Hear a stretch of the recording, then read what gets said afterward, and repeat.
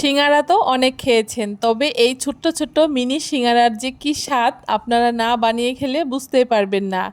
যেমন খাস্তা তেমন হয় খেতে সুন্দর। এত সহজেই বানিয়ে নেওয়া যায় ঘরে থাকা মাত্র কয়েকটি উপকরণ দিয়ে। সন্ধেবেলা হঠাৎ করে কিছু খেতে ইচ্ছে করলে এই রেসিপিটা খুব সহজেই বানিয়ে নিতে পারবেন। নমস্কার বন্ধুরা, মন কিচেন আপনাদের সবাইকে স্বাগত। আশা করি আপনারা সবাই খুব ভালো আছেন। আজকে খুব সহজে ছোট্ট ছোট্ট মিনি সিঙ্গারার রেসিপি শেয়ার করছি আপনাদের সাথে। তার জন্য প্রথমে একটা বাটির মধ্যে ছোট একটা বাটি মেপে 2 বাটি ময়দা দিয়ে দিচ্ছি। আপনারা চাইলে কিন্তু এইখানে আটাও ব্যবহার করতে পারেন। তার মধ্যে স্বাদমতো নুন আর একটুখানি কালো জিরে দিয়েছি। আর তার সাথে 2 চামচ মতো তেল দিয়ে এখন খুব ভালো করে ময়দাটাকে সব কিছুর সাথে একসাথে মিশিয়ে একটুখানি ময়ান দিয়ে নেব।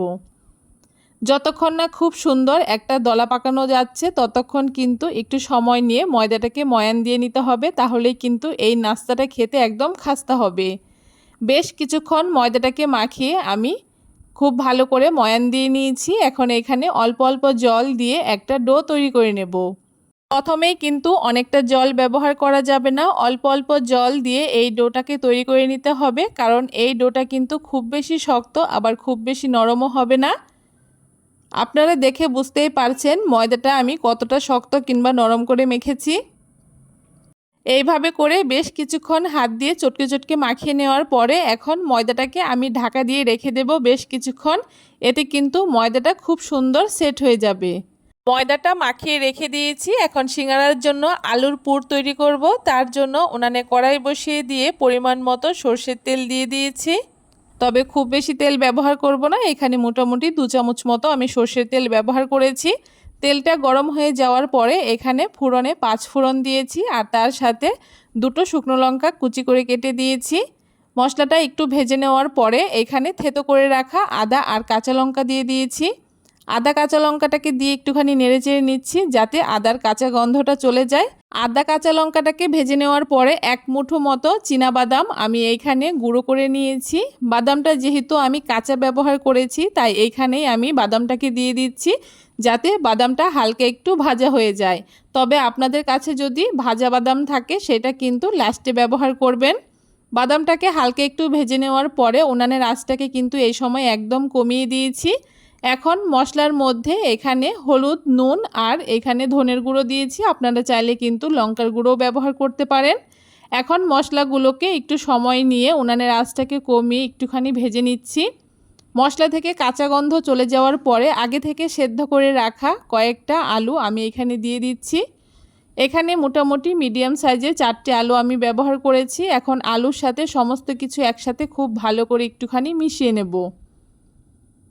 এভাবে করে সমস্ত কিছু একসাথে খুব ভালো করে মিশিয়ে নিতে হবে যতক্ষণ না আলুটা একদম নরম হয়ে সব কিছু একসাথে মিশে যাচ্ছে। দেখুন বেশ কিছুক্ষণ আলুটাকে খুব ভালো করে মিশিয়ে নিয়েছি আর আলুটা কিন্তু খুব সুন্দর সব কিছু একসাথে মিশে গেছে। এখন নামানোর আগে উপর থেকে কিছুটা ধনেপাতা কুচি আর তার সাথে গরম মশলার গুঁড়ো দিয়ে দিয়েছি 1/2 চামচ মতো আর সামান্য একটু চিনি দিয়েছি। এখন সমস্ত কিছু আবারও খুব ভালো করে একসাথে মিশিয়ে নেব। সব কিছু একসাথে খুব ভালো করে মিশিয়ে নিতে হবে আর তারপরে কিন্তু আমাদের এই আলুর পুরটা একদম রেডি হয়ে যাবে।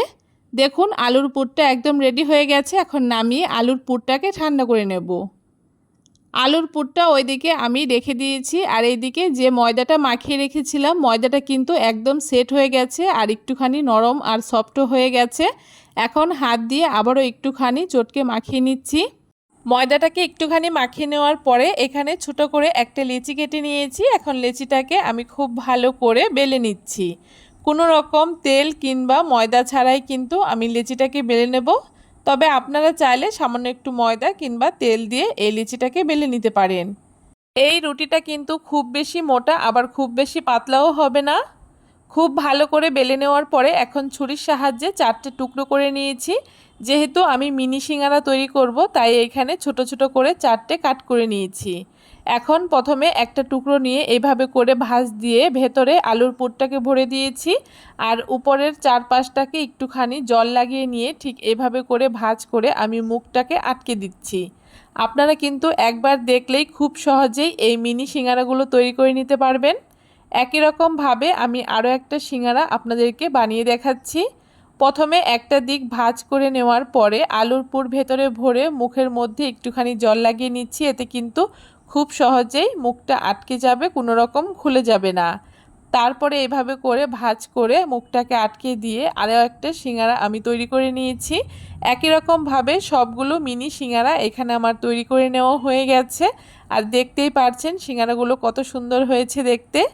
এখন মিনি সিঙ্গারাগুলোকে আমি ভেজে নেব। তার জন্য উনানে কড়াই বসিয়ে দিয়ে পরিমাণ মতো সাদা তেল দিয়ে দিয়েছি। তেলটা হালকা একটু গরম হয়ে যাওয়ার পরে এক এক করে আমি সিঙ্গারাগুলোকে দিয়ে দিচ্ছি। খুব বেশি গরম তেলের মধ্যে সিঙ্গারাগুলোকে দেওয়া যাবে না, তাহলে কিন্তু সিঙ্গারাগুলো দেওয়ার সাথে সাথে উপরটা কালার চলে আসবে। একদম লো আঁচে রেখে একটু সময় নিয়ে সিঙ্গারাগুলোকে উল্টে পাল্টে ভেজে নিতে হবে, তাহলেই কিন্তু সিঙ্গারাগুলো একদম মুচমুচে আর খাস্তা হবে। মাঝে মাঝে এইভাবে করে একটুখানি উল্টে পাল্টে দিতে হবে, যাতে একটা পাশ যাতে পুড়ে না যায়, আর এইভাবে করে নেড়ে চেড়ে দিতে হবে। বেশ কিছুক্ষণ আমি সিঙ্গারাগুলোকে ভেজে নিয়েছি। আর সিঙ্গারাগুলো কালার কতটা সুন্দর হয়েছে দেখে নিশ্চয়ই বুঝতে পারছেন, আর কতটা খাস্তা হয়েছে। এখন একটা ঝাঁঝরা হাতার সাহায্যে সিঙ্গারাগুলোকে খুব ভালো করে তেল ঝরিয়ে তুলে নিচ্ছি। সবগুলো মিনি সিঙ্গারা এখানে আমার ভেজে নেওয়া হয়ে গেছে। এখন সিঙ্গারাগুলো কতটা মুচমুচে হয়েছে একটা সিঙ্গারা আমি আপনাদেরকে ভেঙে দেখাচ্ছি। আপনারাও কিন্তু খুব সহজে এই মিনি সিঙ্গারাগুলোকে তৈরি করে নিতে পারেন। বড় সিঙ্গারার থেকে কিন্তু এই মিনি সিঙ্গারাগুলো খেতে বেশি ভালো হয়। অবশ্যই একবার বাড়িতে তৈরি করে দেখবেন। আর কেমন লাগলো আজকের এই মিনি সিঙ্গারার রেসিপি অবশ্যই কমেন্ট করে জানাতে ভুলবেন না।